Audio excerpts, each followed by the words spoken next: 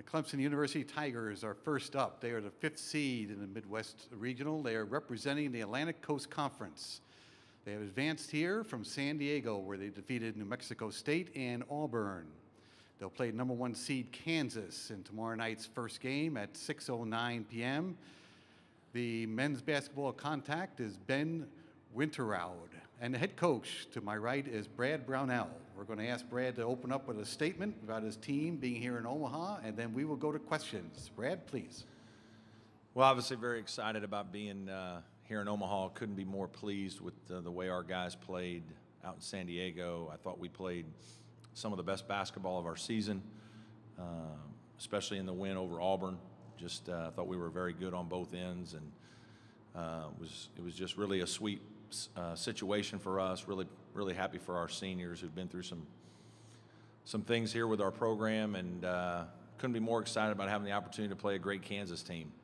Bill's done an unbelievable job with their team. They're probably not your typical Kansas team with 2 big power players and the high-low motion offense that you usually see. They've got 4 guards. They spread you out, play with great pace, make 10 threes a game, have some unique action in their dribble drive with a lot of cutting to make it a little bit more difficult to guard.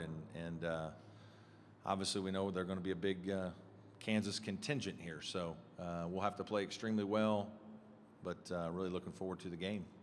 Questions?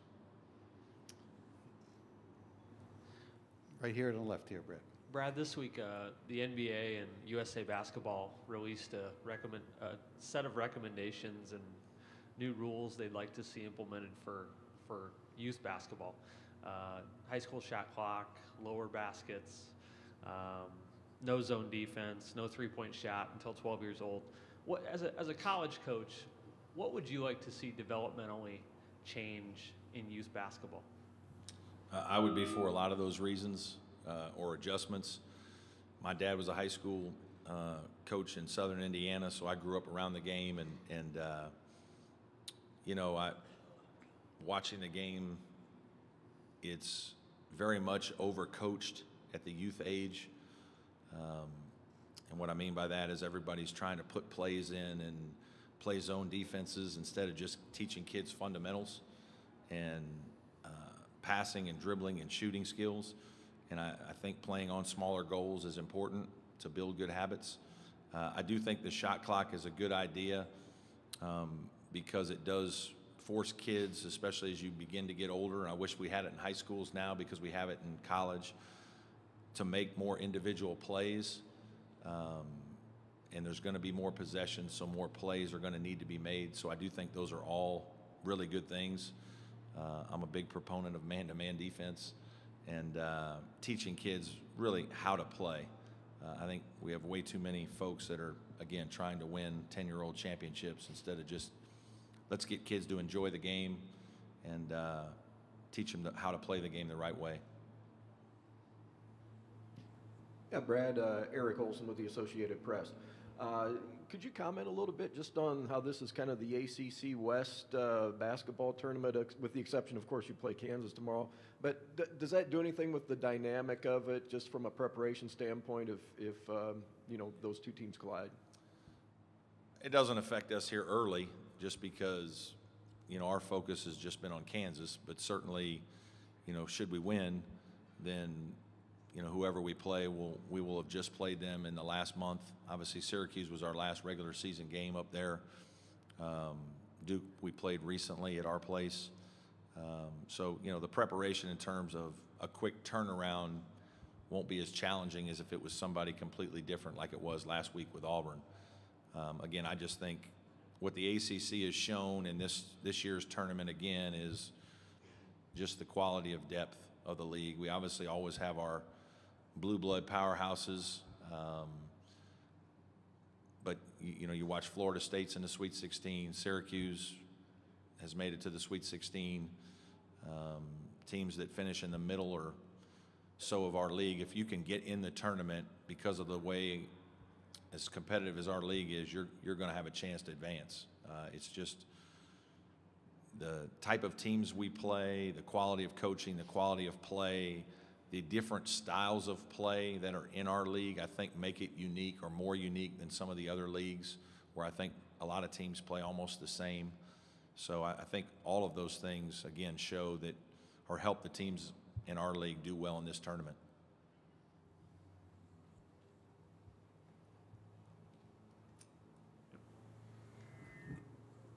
David Lawrence, Jayhawk Radio, excuse me. Both teams are kind of built around some great guard play. Could you highlight your guys and then talk about what you've seen in Kansas guards? Yeah, we have three really good players. Gabe DeVoe, outstanding shooter, big, strong wing, can put it on the floor and score, and just having a terrific senior season. Marquise Reed is just one of those combo type guards that can really score, has a knack for scoring, can make threes, but also quick. A lot of shot making ability, some stuff you don't coach that he just has in terms of making runners and floaters and things of that nature. And then Shelton Mitchell's just a very good point guard with, good size, speed, makes threes, handles it well, and they're experienced, which I think is important. Certainly the Kansas guards are all really good. Malik Newman is playing maybe as well as he's played. Right now it looks like that, at least shooting the ball. We obviously haven't fouled him all year, but he's at another level. Devontae Graham we know very well and is an outstanding player, 17 points, 8 assists a game, great pace, can score in the paint, make threes, puts pressure on your defense. Svi is dynamic on the wing, big, 6'8", long, athletic, shoots threes, drives closeouts, get in the paint, score over top of you. Vic, another unbelievable athlete, makes threes. I mean, it just goes on and on about their team. It's why they're really good, I think. But the thing that needs to be said from a coaching perspective, and what's fun about coaching in these tournaments is getting the opportunity to study other teams. And I've seen Bill's teams from afar because I'm a basketball junkie and I study everything. But to watch him do what he's doing with this group, unbelievable coaching job to take a different kind of team and to still win the conference and get them to play at this level. It's obviously why he's one of the best coaches in our game. Hey, Coach, Matt Tate from the Lawrence Journal-World. You have upperclassmen, but KU's upperclassmen obviously have been to this point a lot, played a lot of tournament games, that kind of thing. Is that experience, that NCAA tournament experience, edge a concern at all, or? Not really. I think the bigger advantage is them playing with their fans, and I think that's an advantage. It's different. Like it was a true neutral court out in San Diego. New Mexico State had a nice following. Auburn and Clemson, we had good followings, but the bigger advantage to me is just playing in front of 12,000 of your fans, and I think that's a significant advantage. I think our guys, in terms of playing, we think our league is just as good or better than any league in the country. We play great teams every week, and obviously we've had some success against those teams. So, in terms of just playing in an important game, I hope that our guys are ready to play, and we showed that last week. If we don't play well, I think it would be easy to say that it was the stage, but it would probably be Kansas is what it would be. And so I hope that that's not the issue. I hope our guys are comfortable and confident, and we go in here and play like we just did last week because we played really well. We are halfway through this session already. Next question's on the left. Tony Boone, Omaha World Herald. Coach, we've obviously known Clemson as a baseball brand up here, and the football program's success kind of speaks for itself. How important was taking this step for your basketball program, especially, you mentioned earlier the Blue Bloods in your league and what you have here in this regional? How important is this step for where you want to get this program? Yeah, it's a big step for our program. We haven't been to the Sweet 16 in 21 years, and our university's made a greater commitment to basketball. A couple years ago, we started fundraising soon after I got the job, and took us some time to get the money that we wanted and to get the support that we needed to change our facility and make the kind of adjustments that you have to have, provide facilities for your players, and we've done that now. And then to follow that up with a really good season shortly thereafter and make a Sweet 16, I think really will help us build our brand, continue to sell our program to recruits and fans, and make people more aware of Clemson basketball. Obviously, our football program is as good as any in the country. Our baseball program isn't much behind. You know, they obviously have Omaha in their hats for a reason, because that's the goal every year, and often they get here. So basketball-wise, this was a big step for us.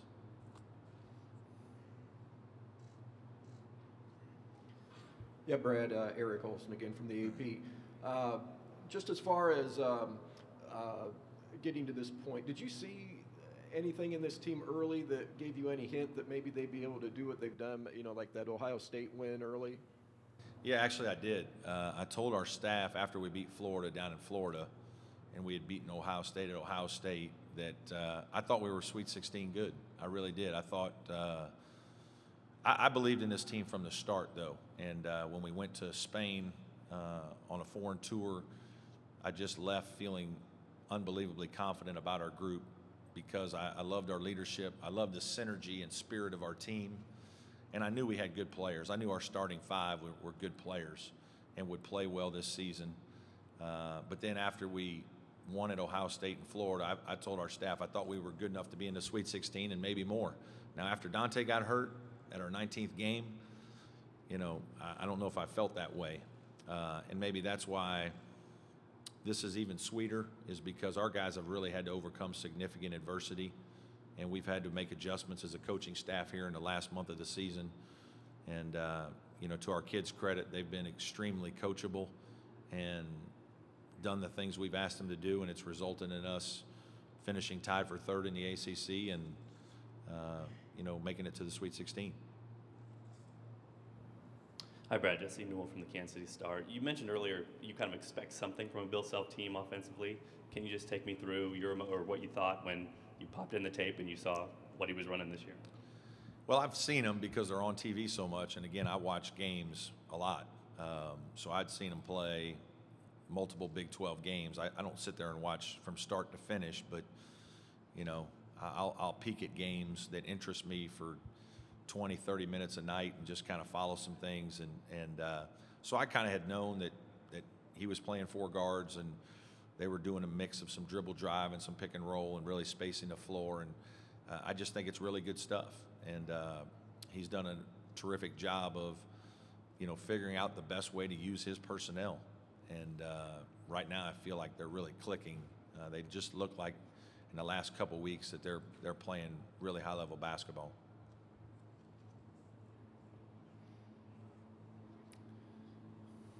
Anything else for the head coach of the Tigers? Final question right here. Coach, can you highlight the matchup in the bigs, Thomas and your other guys off the bench versus Udoka Azubuike?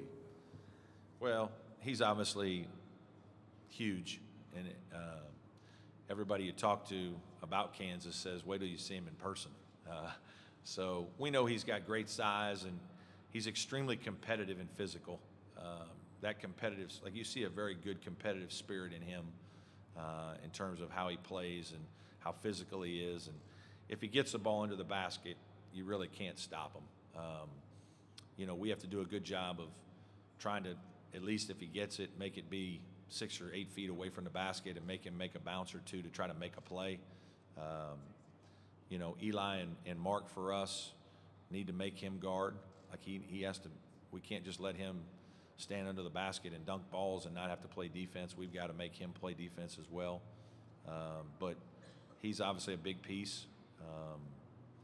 And in his absence, I think the other two guys did well. Obviously, they're good players too. Those guys they're a little bit different. They're not quite as big, but they both have other things they do well that are highlighted in Bill's offense. Brad, thank you very much. Best of luck. Thank you.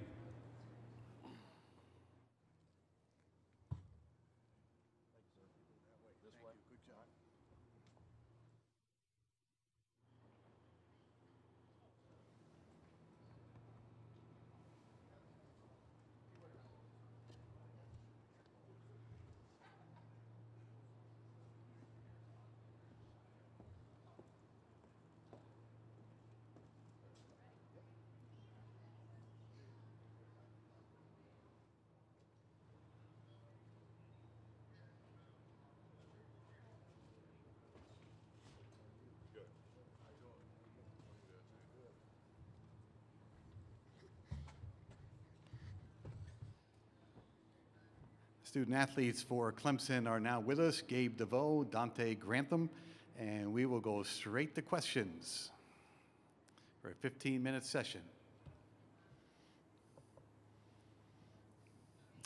Start right there. Thank you. Scott Kiefer with the Greenville News.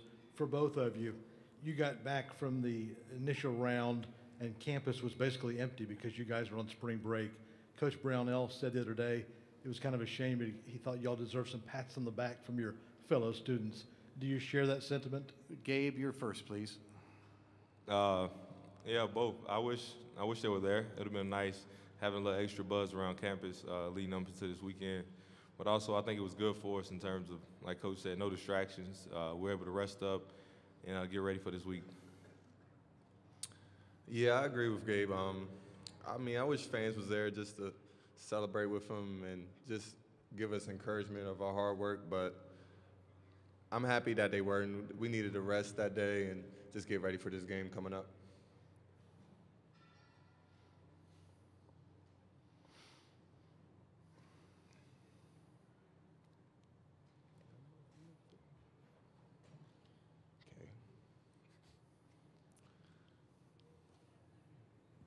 David Lawrence, Jayhawk Radio. Gabe, could you talk about the matchup of guards for each team that'll be going at it? And for Dante, how has this team changed without you in the lineup? Kansas has great guards on the perimeter, and it's going to be a tough matchup for us. Just the main thing, limiting some of the threes they get, just trying to take away easy baskets. I just think the guys got more confident, to be honest. Guys had to step up like Amir and Scar that played my position, and they really did that since I went out. And guys like Gabe really stepped his game up, and Marquise. And I think our team's confidence is at an all-time high right now. So I think just guys that stepped up and being very confident offensively and defensively, and nothing can stop them, to be honest.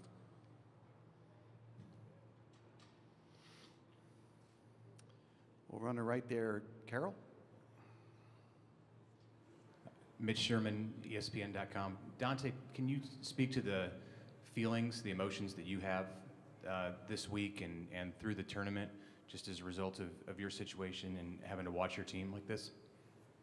I mean, it's hard. It's one of the hardest things that I've been through.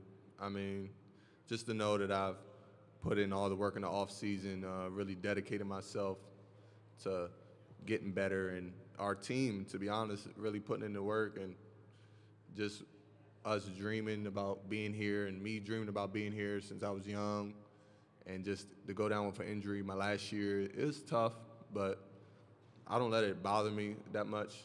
I got to stay with my team mentally, and you can't take something back that already happened. So I'm just looking forward, keep getting better, rehabbing myself, but I'm always going to be here for the team, but it's very tough for me, very tough. I love the game of basketball.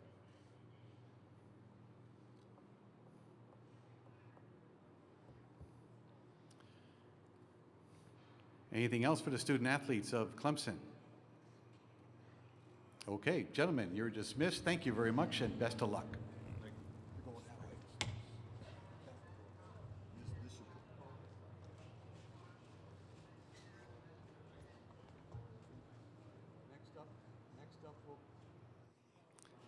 Next up will be the student athletes from Kansas at 12:30, followed by head coach Bill Self.